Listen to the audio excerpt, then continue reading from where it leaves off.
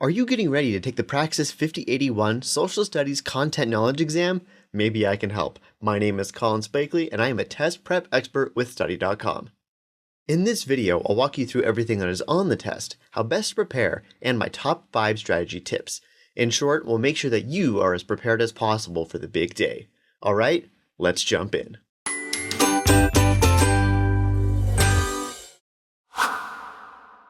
Praxis 5081 tests whether you have the knowledge, skills, and abilities to teach social studies at a secondary school. The exam includes questions which cover the following categories. United States history, which covers 20% of the exam with 26 questions.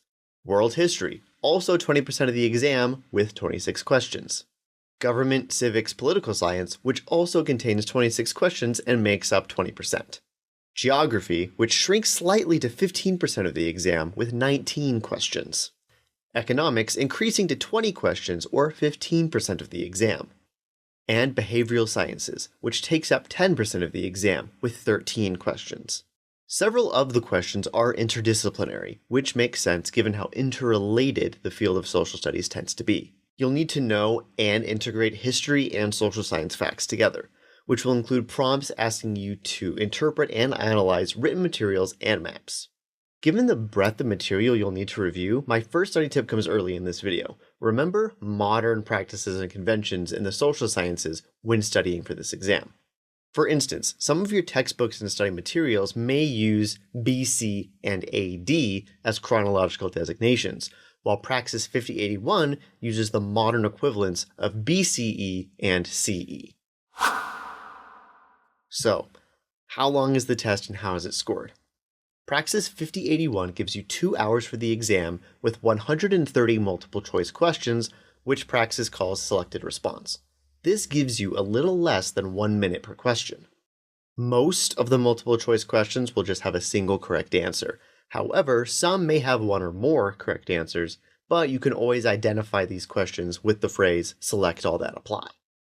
There are a few other types of questions which are less common, such as ones with click and drag elements or ones with audio or video prompts. My third strategy tip is related. Skip questions if they are taking a long time. You can always come back to them later, and you do not want to spend all your time too early. So now that we've covered the basics, let's dive into some test specifics. Praxis 5081 examines your knowledge of social studies and whether you match state and national standards to teach the subject.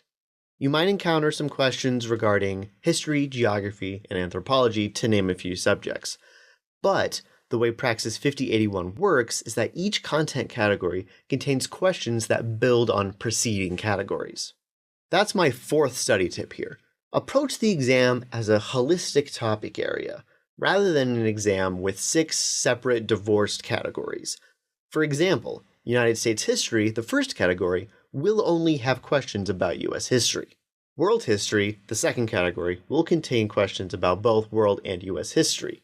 And government, civics, political science will contain questions about both US and world history, as well as questions about political science, and so on and so forth.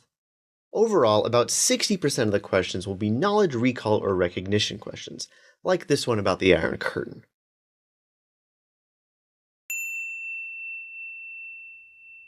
The other 40% will be higher order thinking questions, which will ask you to apply knowledge or draw connections.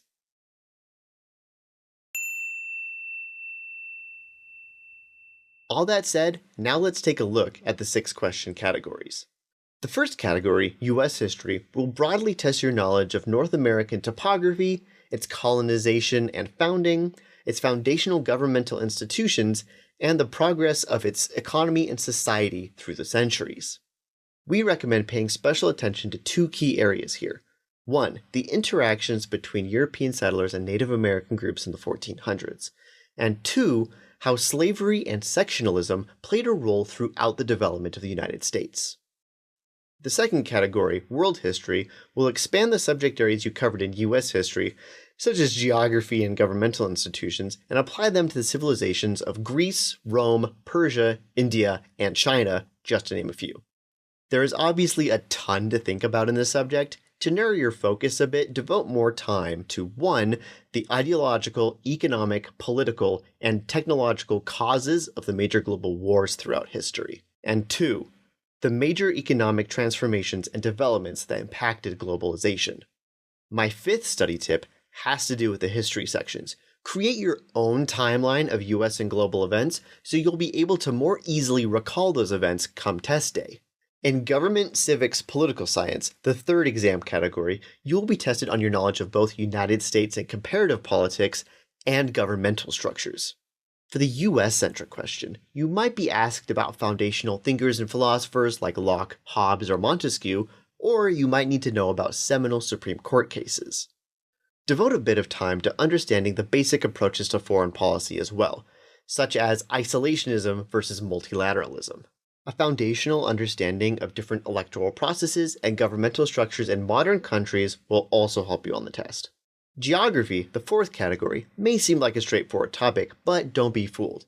In addition to understanding map types and being able to locate different geographical locations, you'll need to know how to apply geographical data, such as the US Census, how to identify climate patterns, and how industrialization and globalization affect the Earth's development. Economics, the 5th category, takes a bit of a break from naturally occurring phenomena and starts looking at micro and macroeconomic structures. Scarcity and opportunity cost, market forces, supply and demand, price elasticity, and global market forces, such as GDP and CPI. This section might ask you to think critically about how to affect a country's economy. For example, how would you create or prevent inflation in an economy, or how might a country raise standards of living in the long run? The 6th and last category, behavioral science, puts aside the quantitative topic area of economics and dives into human behavior, asking questions about cultural diversity, inequality, major social institutions, group psychology, and group norms. The Praxis 5081 covers the full range of social science topics, which is a lot to go over, and maybe it's been a while since you've thought about democracy and human behavior. So what's the best way to prep? We recommend starting with a full-length practice test. Study.com's test prep course offers multiple so that you can identify where you need to spend most of your study time. Don't worry about your score the first time around, you're just trying to figure out where you need to spend your study time. Study.com will generate a study plan with top priorities for you. If you use other test prep materials, you may need to analyze your practice results manually. Watch lessons to review the topics in your study plan and do practice problems or make flashcards to transfer the information into your long-term memory. If you need a list of discussion questions and topics to review, you can also download the official exam study guide from praxis.ets.org.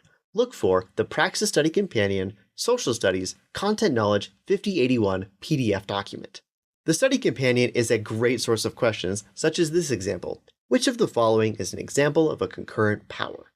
And remember, practice, practice, practice. There is no substitute for working through sample questions that mirror those you will face on test day. Every practice question you do is going to help you be that much more prepared. Need a concrete prep recommendation? I highly recommend Study.com's Praxis 5081 Social Studies Content Knowledge Prep course.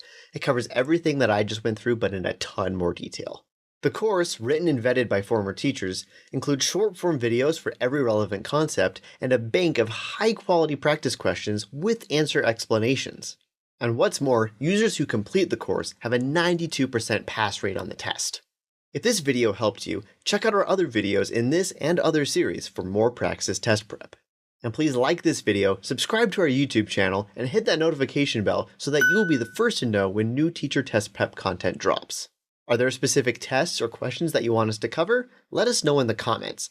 And don't forget to circle back once you have passed your test so that we can all celebrate together. Good luck!